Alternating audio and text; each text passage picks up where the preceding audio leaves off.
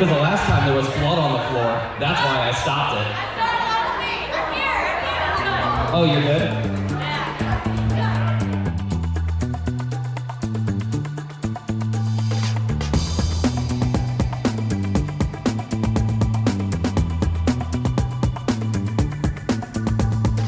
Hey there, thanks for tuning in.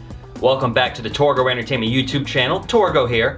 Welcome back to another gig log, and at long last, welcome to the final Torgo Entertainment wedding of 2021. Personal ambition must be thrown aside in the one great sacrifice for our country. And of course, it figures we have the most difficult setup to end the year. This wedding was a subcontracted wedding through All Star Entertainment. I did 6 weddings for them this year. This is the last of those 6, and today we celebrate the wedding of John and Katelyn. Normally, I'm not worried too much about the weather for a wedding because, you know, weddings are usually pretty close, but today it's snowing outside, and I have to go to the historic German house in Rochester, New York. Let's go to the map and show you where that is. It's about an hour and a half away, under good conditions. But not only is it snowing, it's the Saturday after Thanksgiving. A lot of people are going to be out shopping, and I do have to go past one of the malls in the Rochester area, so I'm giving myself plenty of time. I'm going to try and leave around 10:45. Hopefully I'm going to get there around 12:30. The wedding is 4:30 to 11. And I realize 4 hours is far more setup time than I usually give myself. I usually try to give myself 3.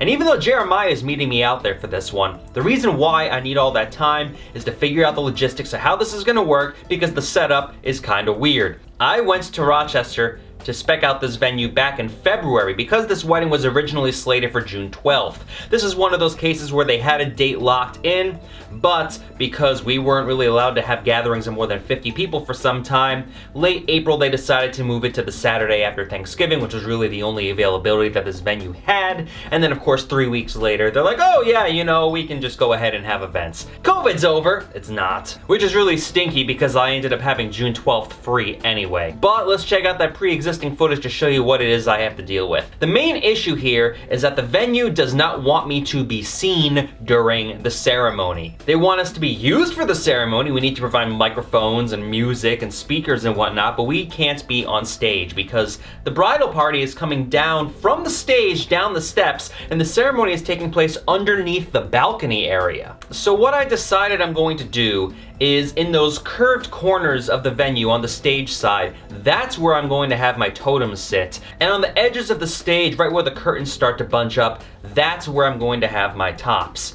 We are going to be on the house right portion of the stage, you know, on the right side of the staircase if you're looking at it as an audience member, and the subwoofer is going to have to drop down directly in front of us on the ground level. I do not want the subwoofer up on top of the stage because that level of bass is going to be going directly into people's ears otherwise once they start dancing, and that is a huge safety issue that I just cannot work around. So that's going to have to go on the ground, and plus you can feel the bass better when you have it right on the hardwood floor. The sweetheart table is going to go directly on the other side of that staircase, so I can't really do anything there. So I'm gonna have the speakers up top, and we have uplighting around the room. They decided on the amber uplighting. It looks the best inside that room.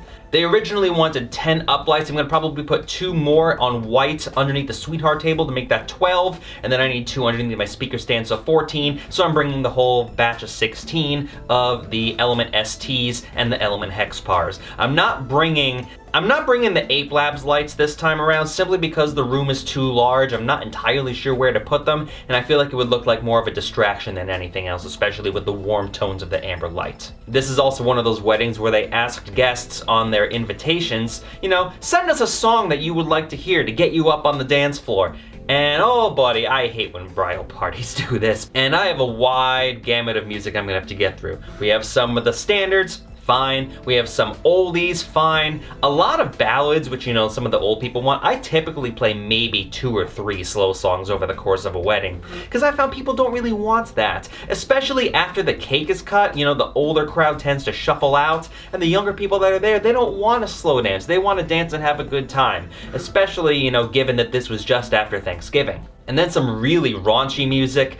They want Shout because they're big Buffalo Bills fans. They want My Neck, My Back, which, okay, I've never played that at an event before. I've always had it, but you know, it's one of those cases where it's so raunchy. It's almost like, should you even bother? It's like the WAP of 20 years ago. I play WAP now, but that's because I have an edited version of WAP. I do have an edited version of My Neck, My Back, but that's one of those cases where they didn't even substitute words. It's just kind of blank for a lot of the song, and I wonder if that kind of kills the point. So not only subcontracted wedding, unusual setup where we're gonna have to tuck the table back behind the stage and then run the ceremony and then put everything back for cocktail hour and reception. Honestly, we're gonna have to do a lot of that during cocktail hour, which kind of stinks, but what can you do? It shouldn't be too much of a problem since I'm getting there early enough. I know what I have to do, I just have to do it. But I hope you're ready for this one. Last wedding of 2021.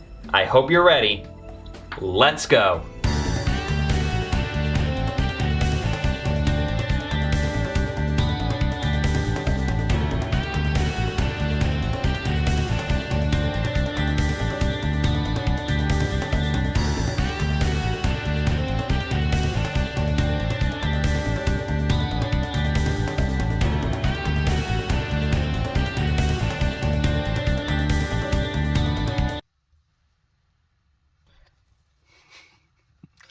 I gotta get a dash cam.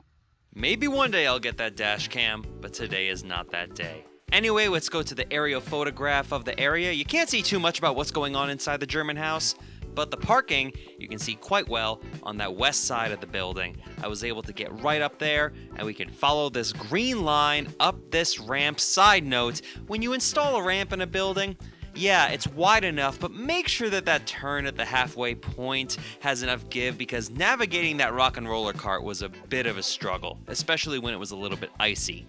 Right up the ramp, in the side door, and up to the stage. Then we had to get everything up the stairs, which was a little bit of a hassle, but you know, it wasn't too bad.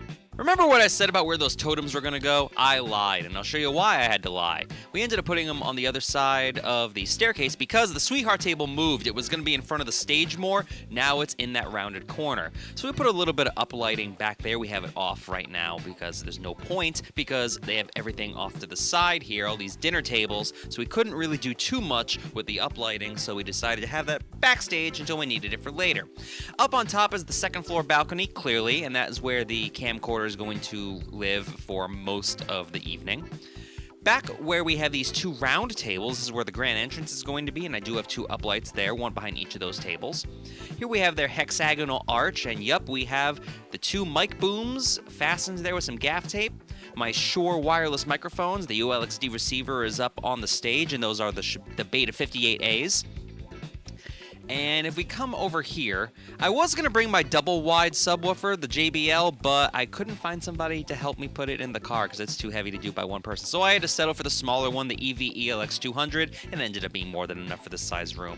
Here we have the ADJ Element Hex Par in front of my totem with the 5PX hex inside on top, and on top of the totem itself, the ADJ Focus Spot 3Zs, two of those, obviously the same on the other side. And there is power underneath the stage, which we're able to run some stuff to. That cord right there, that is the XLR cable that connects the subwoofer to the speaker.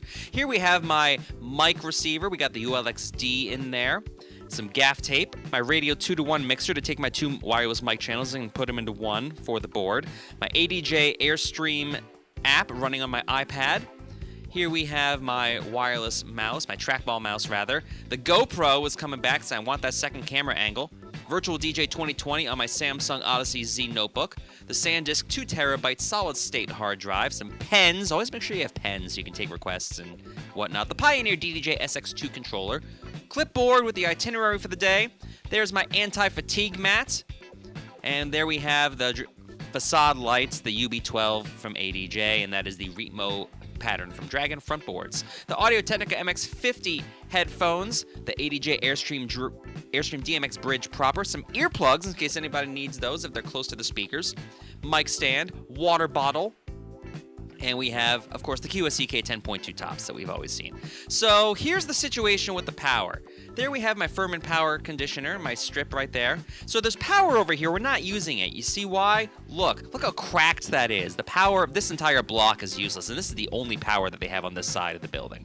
So we can't really plug anything in over there. So we had to run some extension cord. There's the uplights. They're just chilling up there. We're using this for storage. My Allendale Defender, extra battery, rock and roller car. We had to run cord all the way along the back. We had to. It was the only way we could possibly do it. We were able to plug in that extension cord here into this power strip. That power strip is from the venue. And that is, you know, the XLR cable. More Allendale Defenders. Because there's a ton of power on this side. There were only the 2 plugs over there. Yeah, there's that power bar. And yeah, there's a ton of stuff right there. I forgot to mention the Power Bar 65 was on my table as well. And there is, of course, the QSCK 10.2 tops. So that was for reception setup. For ceremony, we had to remove a bunch of that stuff. We took the moving heads off the totems because I wanted people to see people as they were coming from backstage down the stairs. This is the house uplighting, obviously. It matches the amber that we decided on. They wanted the amber uplighting, which is just preset number 5, amber 100%, no other colors thrown in. And you can see back here, this is where we stored the facade pieces. The Dragon Frontboard's facade. And yep, we just kind of moved the table, and I am tucked away in this corner. I can barely see what's going on for the ceremony.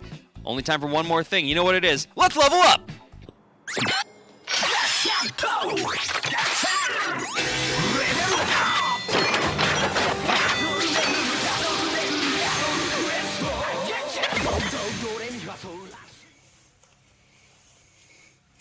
Let's go.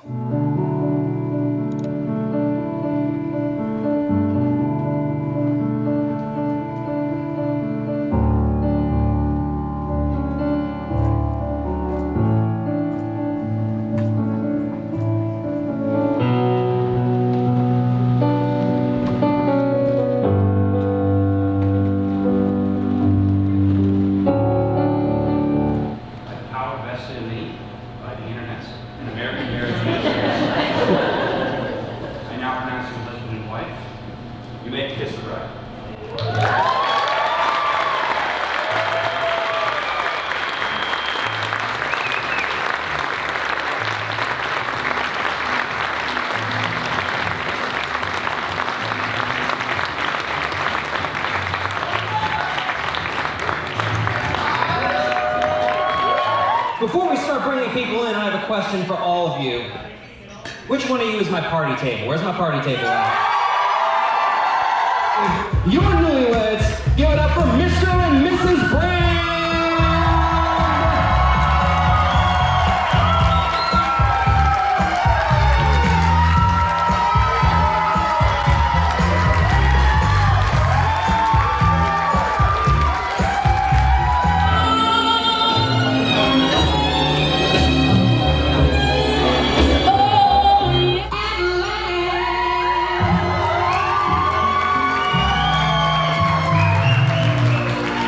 This is what I call the good luck dance.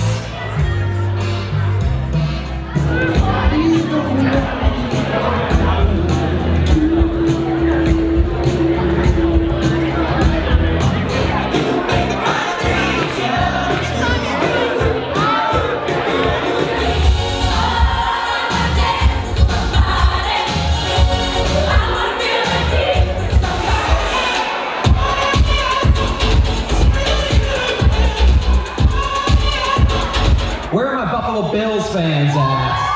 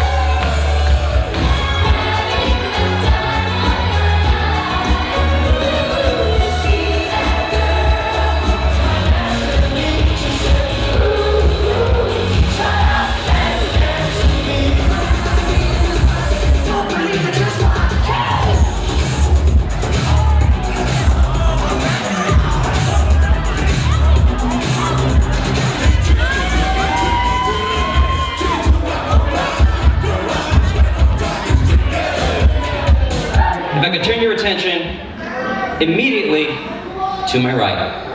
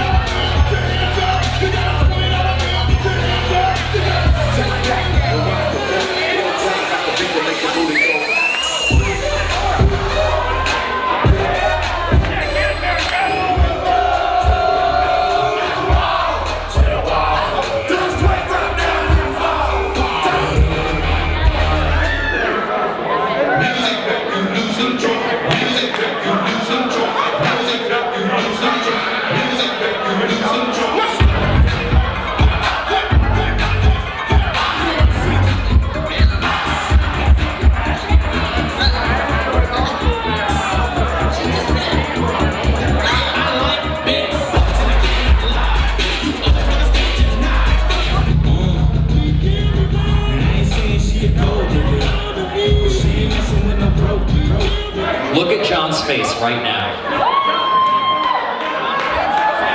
Look at these chairs that we have out on the dance floor.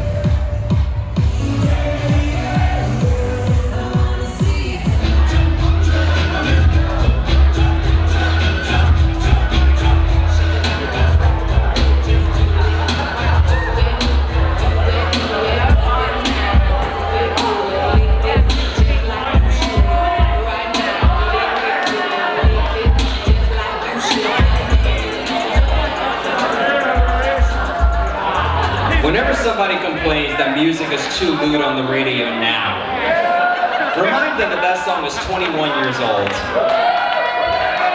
Who requested that? I need to know. I'm not entirely surprised or disappointed.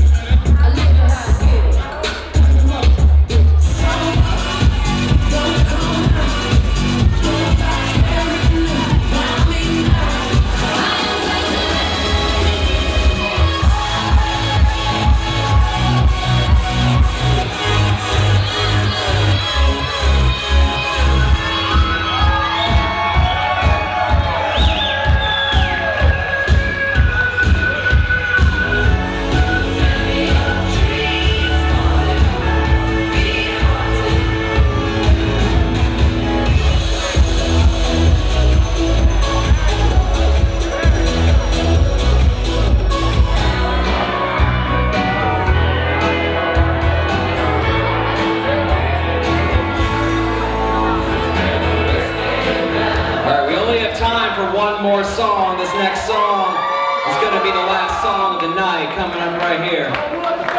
John and Katelyn picked this last one, and it's pretty obscure. I mean, they're really flexing on their indie cred on this one, so you might not know it, and that's okay.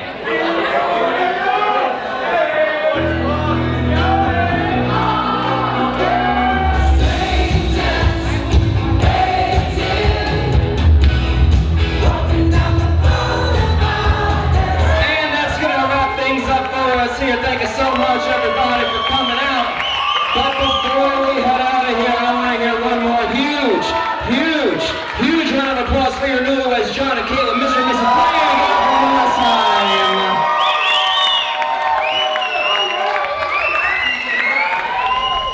time. And we're back the morning after. I say morning, it's like 11:30, but I didn't get back until 2:30 in the morning. The wedding ended at 11 o'clock. It was 6.5 hours. It took an hour and a half to get everything down once we got all the cable situations taken care of. And it was snowing pretty hard last night, so what was an hour and a half drive? Took 2 hours. Got home at 2:30, woke up, shoveled the driveway, unloaded the car, and now I'm here talking to you. But yeah, overall that wedding went very, very well. The ceremony situation being tucked away, it wasn't as much of a problem as I thought it was going to be. We had just enough space behind the stage curtains, so we had room in order for me to DJ and everything. But the main problem is I could not see a thing during that ceremony. I had to rely on Amanda, the venue coordinator's cues during a lot of the ceremony to get the audio cues where they needed to be. And while it ended up working out okay, I'm not that keen on following other people's cues just because I know what my reaction time is and I just have to be able to adjust accordingly. The one issue that I saw is the flower girl almost fell off the stage. She didn't realize that these giant stairs were where she had to go, and she's like, oh look, I'm just gonna jump off this ledge, and there was that slope in the front of the stage that if you're not paying attention you could definitely bust your face on that. So fortunately nothing happened there. And the original plan after the ceremony was for the bridal party to join John and Katelyn back up on the stage and exit through the wings. However, after the newlyweds came, they just decided, oh, we're just gonna go right to the bar. So that was a cue that I was waiting for, and it never actually happened. Did someone yell, turn the music down? I think so. I was on my way. I was turning it down. It wasn't supposed to be. I was like, oh, is this when the cue is? Okay. No, I was gonna let it play for a second. The bridal party was gonna leave. My car is still up there. That cue was not supposed to happen. What cue? Me turning down the music just there. Bridal party was supposed to come up first. Yeah, I don't know. They didn't come back up at all. Where'd they go? They we went right to the bar. We're still like everybody else. So that was a little weird. That was probably the only hiccup I had the entire time. Cocktail hour, we swung everything out. They were doing all the photos on the stage. They moved that hexagonal arch on stage behind where we were, kind of centered. So a lot of people were taking photos up there. The photographers were bringing people up there. So it was a little tight for a while, but we ended up having it work out okay. Entrances were great. All the pinpoint moments were good. You know, first dance, the toasts were all fine. The uplighting looked great. And they actually had their vows printed up on this poster board on each side of the venue, and they put it where the uplighting was. So that was a really nice focal point that was kind of inadvertent. They told me that they were gonna do that very last minute, but I knew that I was gonna put uplighting there anyway. Maybe this is true for you also, but when I'm on a stage at a wedding, I don't like it that much, simply because I feel like I'm hovering over everybody and I feel kind of detached from the party. So the angles are a little weird at this wedding. You know, you have the party going on base level, I'm on the stage, and then Jeremiah is even higher up on the balcony with the main camera. Granted, I have the GoPro on my level, so we get some alternate shots, but still. And when I'm on a stage at any event, I get more requests than I normally would. I don't know what it is. People like the idea of looking out onto the crowd. I'm not sure, but I got a ton of requests in addition to the onslaught of requests that I got going into this wedding. And a lot of it was older stuff, and I played like a good hour of older stuff to start the night. But there comes a point where you have to just knock it off. You know, if the party is definitely skewing towards a certain direction and you want to play, you know, the younger hip hop, you can't just cut in with some 60s and 70s music. It doesn't work. Like, you had your chance. The people that were requesting it weren't really dancing to some of the older stuff anyway. The couple's in their early 30s, just like me. You have to make sacrifices somehow. I try to go back and forth a little bit, but for the most part, you know, you cannot kill your crowd because of a request. I'm sorry, Efficient, you requested American Pie 4 times. I'm not playing an 8.5-minute song idolizing somebody who died in a plane crash so you can just sit there and chill with your beer when I have a full dance floor for over 3 hours. So the dinosaur. I'm sitting there playing music and this woman comes up to me and says, you know, I have a special request. No one knows about this. This is just something I'm doing. I have a dinosaur costume with a tutu and I would like to come out to something, maybe like dance to the Sugar Plum Fairy. She was surprised I had it in the first place. And then we can cut right into Cotton Eye Joe. Cotton Eye Joe was on the must play list. I'm sitting there and I hope Jeremiah caught my face on camera because I'm just sitting there like, what in the hell are you talking about, lady? Because you know how these things are. Guests get an idea. I'm like, it's not about you. Why are you doing these stunts? But I was like, you know, because Cotton Eye Joe's on their list anyway, you know, we'll make it work. Just don't make it last more than like a minute and a half. So I hype it up with the proper gravitas and she comes out and it actually goes over very well. And she kept the costume on for like 15, 20 minutes. So there are some great photos that I have and great footage that I have of everybody dancing and there's just a Tyrannosaurus Rex costume just chilling in the middle of the wedding. It's like a flash bomb or some stupid Mr. Beast stunt, I don't know. But yeah, otherwise everything went very well. I have no real complaints about this wedding. What a great wedding to end the 2021 wedding season on. Granted, this is not the last gig log of the year. I do have that Christmas party coming up on Wednesday, which is just in 3 days, but a playlist will be at the tail end of this video, as is usually the case with these. Thank you so much for tuning in. I am Torgo with Torgo Entertainment, and we will see you at the next gig. Take care. Thank you guys so much for being a fantastic crowd to end our season on. Have yourselves a good night. Thank you.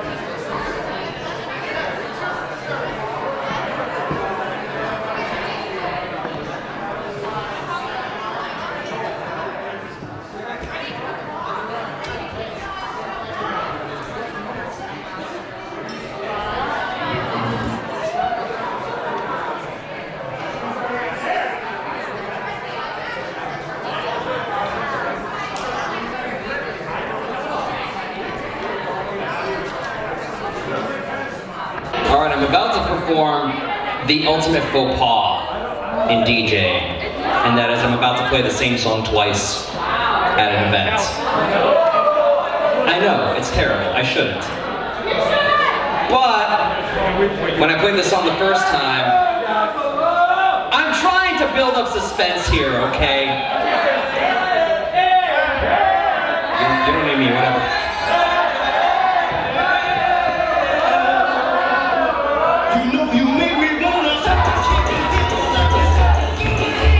Including those, there should be.